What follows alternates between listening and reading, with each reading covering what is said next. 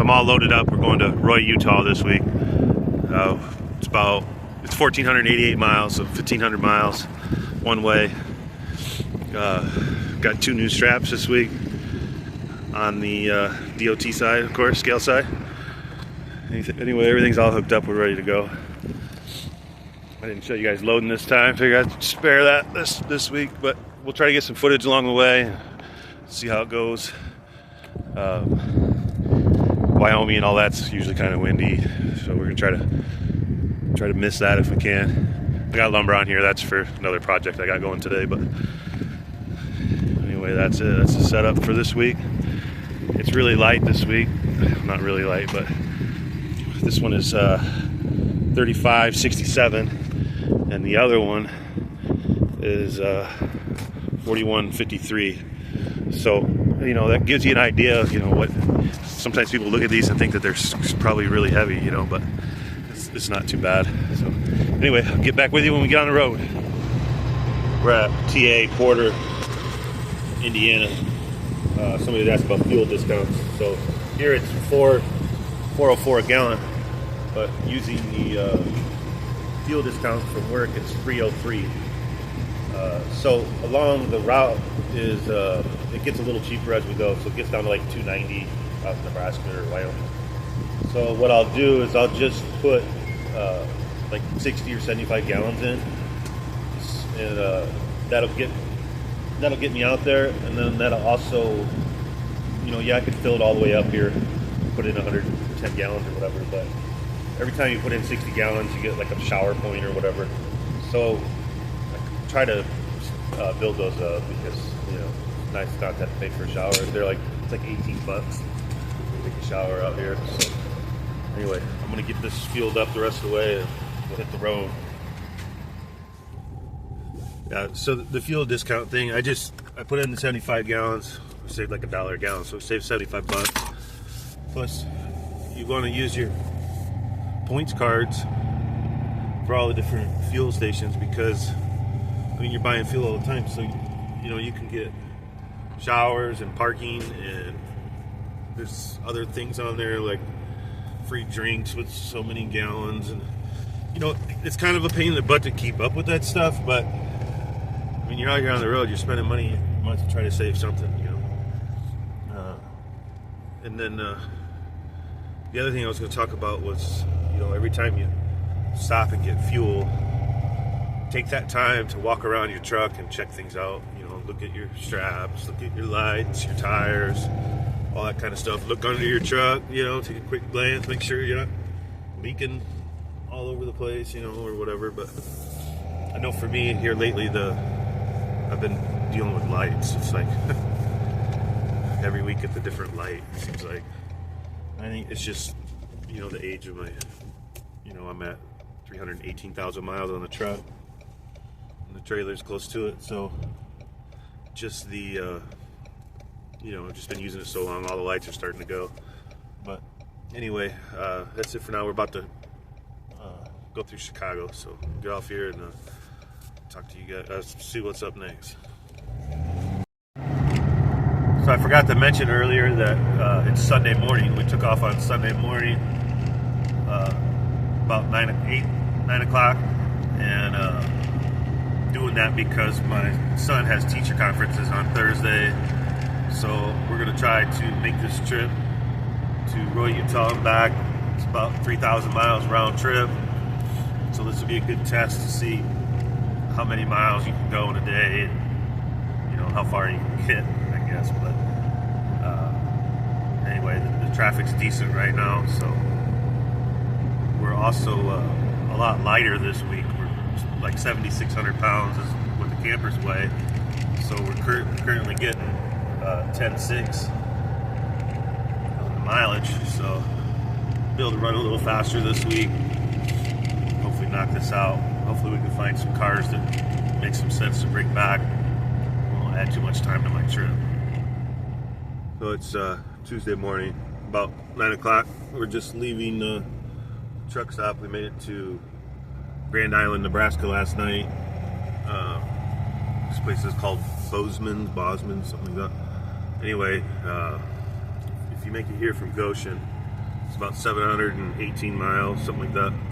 That's a pretty good trip for one day. But anyway, we're gonna start day 2 here. I gotta get some Ford cetane boost fuel additive. I gotta pick that up today, and then also I gotta call ahead and let the people know I'm coming tomorrow. So for that, what you do is when you call, you ask for service or parts or whatever, not a salesperson, and then you just tell them who you are. Seth with Foremost Transport, and yeah, it's called Boselman Travel Center. They have some pretty cool cars and stuff here. I'll put up a couple pictures of what I saw outside real quick. Anyway, they when you call, you tell them who you are, who you're hauling for, what you have, and then I just tell them, like today, I'll say, hey, I'm going to be there tomorrow with these 2 campers to drop off, and was wondering what your drop-off hours are. And usually they'll tell you 9 to 3 or whatever it is. And I try not to give them, like, some places want like an exact time, but it's hard to do that. So if you phrase it that way, like, what are your drop-off hours? And if they tell you the drop-off hours, and you can just kind of cut them short and say, okay, thanks, I'll see you tomorrow. But make sure you get the person's name too. That was the other part. But you kind of cut them short and say, okay, thanks, well, I'll see you tomorrow between 9 and 3 or whatever.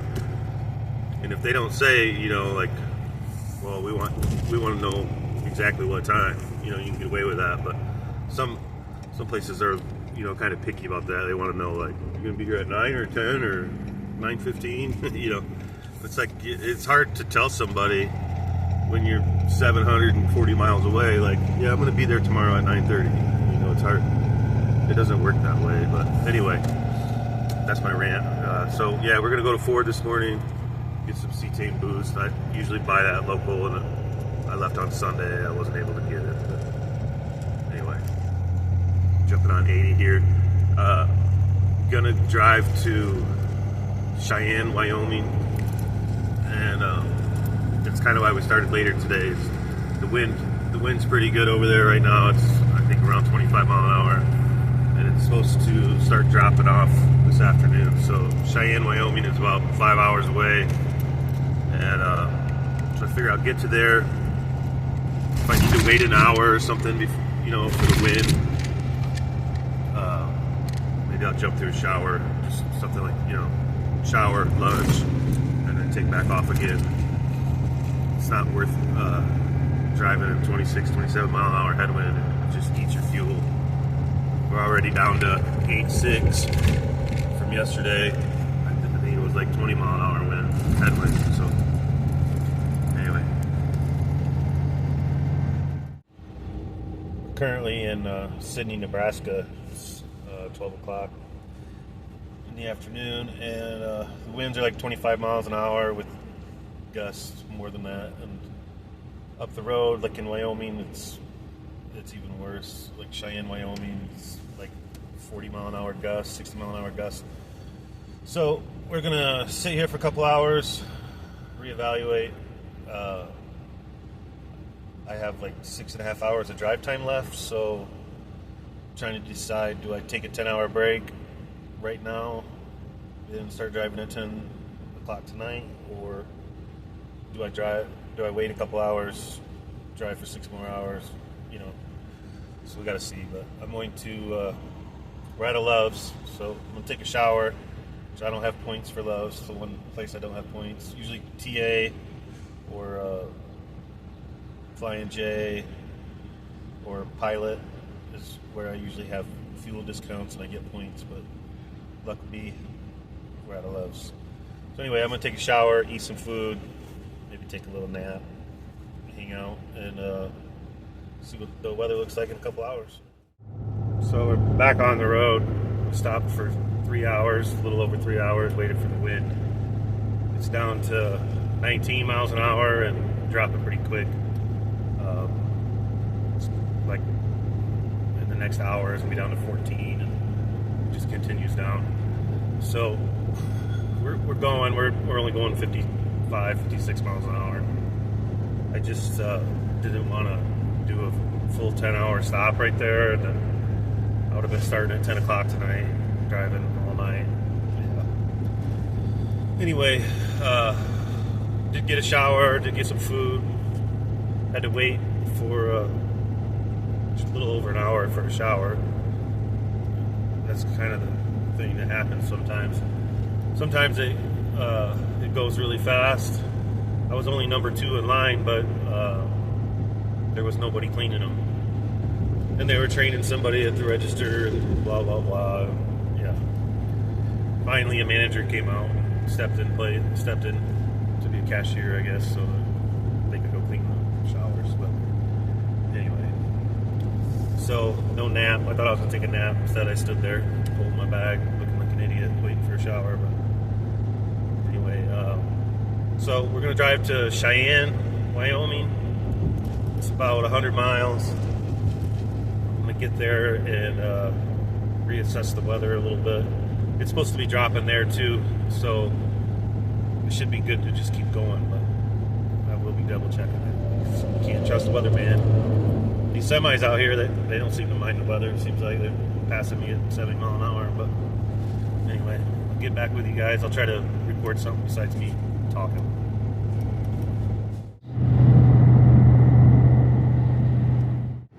We're in Wyoming, Elk Mountain, I think, Wyoming. Anyway, there's a lot of signs out here. This is what they're saying. Blow over risk.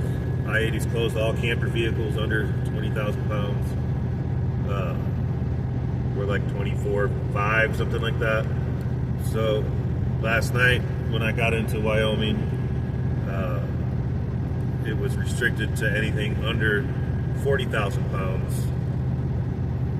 So I just pulled into Sat Brothers, stayed there for the night. I had 4 hours of drive time left, but not worth the risk. So anyway, yeah, I got up this morning, took off about 5 o'clock this morning. I was able to check on Wyoming 511, and it showed me the restrictions. So the wind's really only like 10, 12 miles an hour, but they're saying there's gusts up to 40. So we're just taking it easy today, going about 60 miles an hour.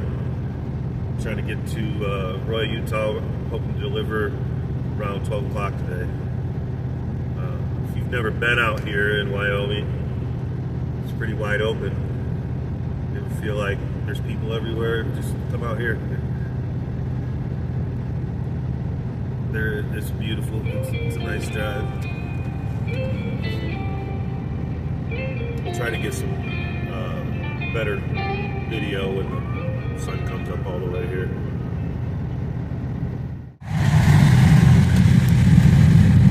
Not the only one out here. This guy was parked at Sat Brothers last night too. He's got a different kind of trailer. Looks like he turned that into a trailer hauler kind of. Built a center rail on it, looks like. I thought he was still sleeping when I left, so he must be hauling the mail. There's another guy hauling. Yeah, hotel like I am. Sky Point. He's only going like 45 miles an hour though, so we had to pass him.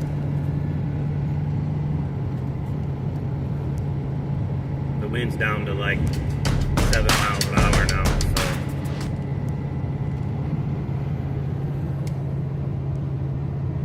it's just wide open out here. If I remember right, the last 100 miles is like mountain range type stuff.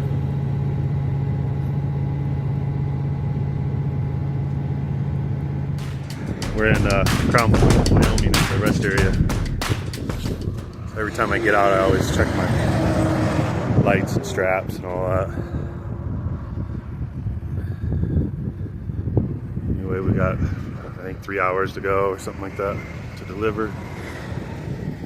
Wind's died down. Nice. Finally.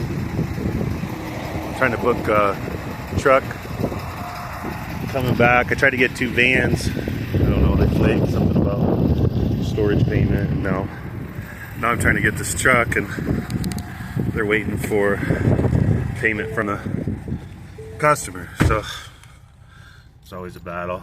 Plus, you can see we're down to 7.9 a gallon per mile. So anyway, we're gonna hit the road here. If you can't tell, we're in Utah now.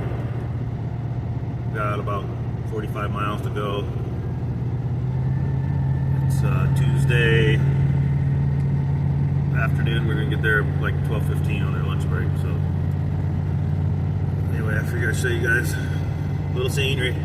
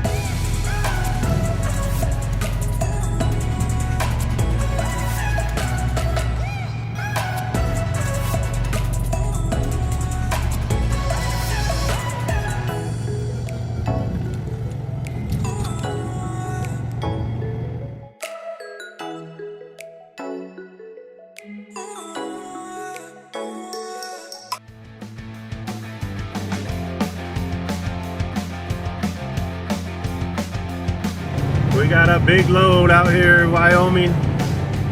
Hauling button 2, they're doing about 70. Took all I had just to pass them. So we ended up getting the vans. They paid $1,600 to me to take them to Illinois. So I didn't get a lot of recording at the end. I was in a rush. I was trying to get back for the teachers conference, which I did. I made it by like 20 minutes.